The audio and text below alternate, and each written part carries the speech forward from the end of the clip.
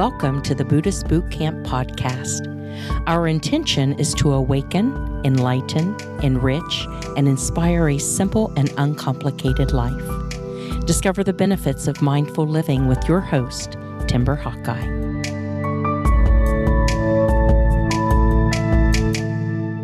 On Sunday, after a year and a half of only giving talks over Zoom, I had my first in-person speaking engagement at a local Unity church. Although it was overstimulating for me to be in a room filled with so many people and live music after such a long stretch of peaceful solitude, I somehow managed to maintain composure and keep my cool. Transitioning back into social events is going to be a gradual exercise for me. I had one event this month, there are 2 next month, and then half a dozen that involve some travel the month after that. While some people have anxiety about businesses opening up again, distance and travel restrictions being lifted, and face masks no longer being a requirement in some areas, there are also many people who are excited to get back out there to socialize and mingle. Let's be gentle and understanding with one another, check with someone if they are open to hugging before assuming that they are, and honor everyone's comfort level. Prior to my talk on Sunday, the minister said our life experience is directly affected by our mythology. This got me thinking about what a difference perspective can make when it comes to our ability to love everyone. On the one hand, a friend recently told me he believes it's in our human nature to judge others, and that my entire premise of non-judgment is therefore idealistic and unrealistic. Why fight nature is my friend's go-to reasoning for humans being so selfish. On the other hand, the Dalai Lama says that love is the absence of judgment. So what's in question is no longer whether or not we can love freely. It is suddenly a discussion about us judging compulsively. It doesn't matter if loving or judging is in our inherent nature, because we aren't concrete and nothing is permanently fixed.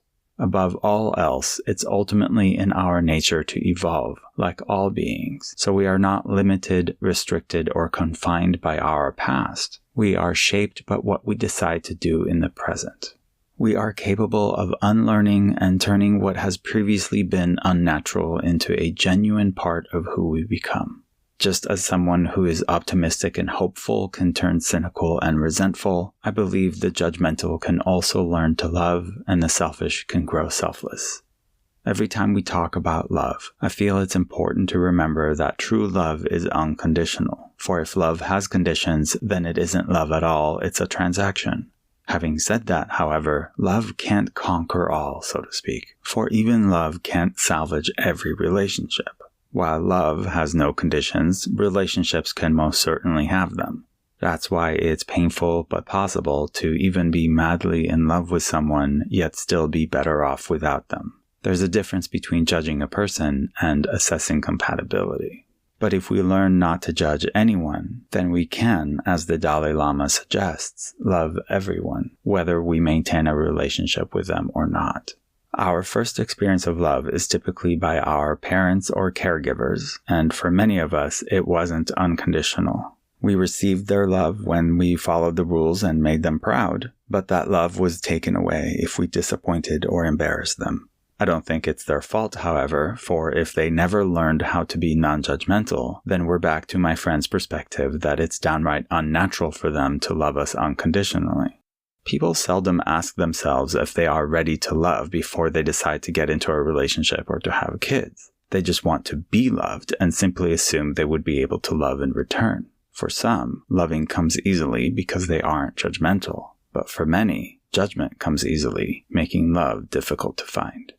This is why I appreciate Buddhism, always turning the mirror back on the practitioner to work on themselves rather than blaming our lack of serenity on outside circumstances, such as our nature or learned behavior, as if those things are fixed. Is it in our nature to judge or to love, or is judgment and love nothing more than learned behavior? I don't think it's a question so much as it is an invitation to unlearn judgment so that love comes naturally. This would make it easier for us to love and be loved, and isn't that what we're all after at the end of the day? What a relief to discover that we are what's been standing in our way all along. And now that we know, we can get to work on raising our awareness of how many times we pass judgment throughout the day. The easiest way to break a bad habit is to replace it with a healthy one. To that end, I suggest my favorite exercise of shifting your approach when you enter a room from trying to impress everyone to finding something impressive about everyone. Good luck. This podcast isn't sponsored by some product or service. It is made available with no ad placement thanks to listeners just like you through patreon.com/Buddhist Boot Camp. Thank you for your support. Timber Hawkeye is the best-selling author of Faithfully Religionless and Buddhist Boot Camp. For additional information, please visit BuddhistBootCamp.com, where you can order autographed books to support the Prison Library Project, watch Timber's inspiring TED Talk, and join our monthly mailing list. We hope you have enjoyed this episode and invite you to subscribe for more thought-provoking discussions. Thank you for being a soldier of peace in the army of love.